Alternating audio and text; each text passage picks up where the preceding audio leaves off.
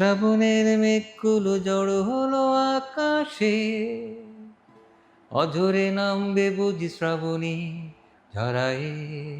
পরে আমি যখন দেখলাম, কিন্তু আমি বিশ্বাস করো আমি ওখানে নেতিবাচক, বিব্রতকর আমি কিছুই পাইনি ওখানে। কোনো কিছুই নাই। তো সেখানে এইটা নিয়ে মানে বিক্ষুব্ধ কেন হলো আমার মাথায় কাজ করছে না বিষয়টা। খুবই একটা পরিশীলিত, মার্জিত একটা একটা উপস্থাপনা, একটা প্রেজেন্টেশন। সেখানে এটা হওয়ার আমি কোনো যুক্তি খুঁজে পাই না, কিন্তু এইটাই হচ্ছে। এখন আমাদের ভালো যে বিষয়গুলা, সেখানেও একটা বিরূপ মন্তব্য, নেগেটিভ একটা কমেন্টস ওখানে থাকে। তো আমরা আগে দেখেছি একটা একটা একটা ভয়ের একটা চাদরের মধ্যে আমরা ছিলাম। কেউ একটা কথা বললে সে একটু চিন্তা করে কথা বলত। এখন এত বেশি ওপেন হয়ে গেছে সবার। সবার মুখ লম্বা হয়ে গেছে, হাত লম্বা হয়ে গেছে। মানে এটা ভয়ংকর একটা অবস্থা আরকি, হ্যাঁ?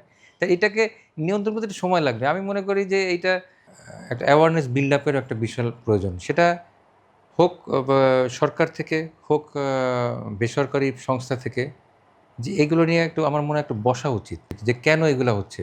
মানুষ আ যেটা সুস্থ, স্বাভাবিক, মানে সেটাকেও নেগেটিভ বা নেতিবাচকভাবে কেন করা হচ্ছে আরকি। ট্রোল করা যেটা হচ্ছে যেটা।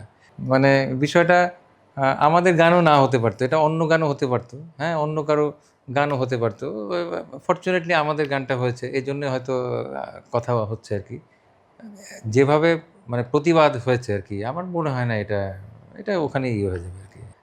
অল ক্রেডিট গোস টু, মানে যারা এটা, যাদের মাধ্যমে হয়েছে, যাদের হাত ধরেই হয়েছে, ভালো লাগা একটা, মানে এবং তাদের প্রতি আমাদের আন্তরিক থাকলো, মানে সমর্থন থাকবে। কবিতার বই সবে খুলেছি, হিমেল হাওয়ায় মন ভিজেছে, জানালার পাশে চাপা মাধবী, বাগান বিলাসী ঘেনা দুলেছে, আজ কেন মন উদাসী হয়ে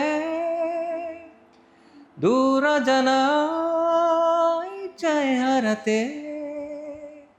শ্রাবণের মেঘগুলো জড়ো হলো আকাশে, অঝরে নামবে বুঝি শ্রাবণী ঝরায়ে।